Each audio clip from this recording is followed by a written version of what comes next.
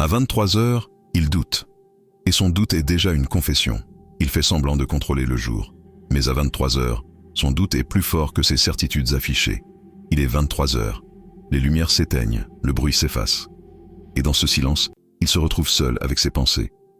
Le jour, il dit qu'il avance, qu'il profite, qu'il n'a pas besoin de vous. Il rit avec ses amis, il enchaîne ses obligations.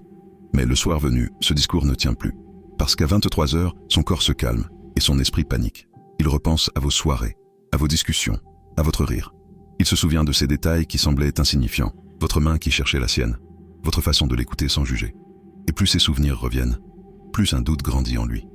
Et si je l'avais vraiment perdu? Et si elle avançait sans moi? Et si mes excuses ne suffisaient plus? Ce doute, il ne l'avoue pas. Pas devant vous, pas devant ses amis.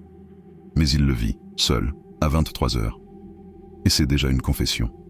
Parce qu'un homme ne doute jamais autant que quand il réalise qu'une femme n'est plus acquise.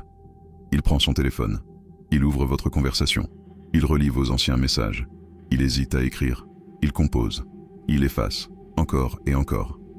Parce que ce qu'il redoute le plus, ce n'est pas de vous parler, c'est de lire votre calme en retour.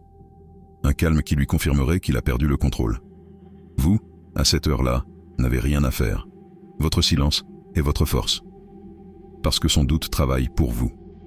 Chaque minute où il se demande si vous êtes encore là est une victoire pour votre dignité.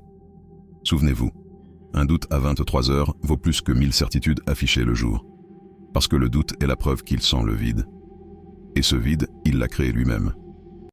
Et vous, dites-moi en commentaire, avez-vous déjà senti qu'il doutait la nuit, malgré son assurance du jour? Et si vous voulez apprendre à transformer ces doutes nocturnes en vrais changements, contactez Bacha.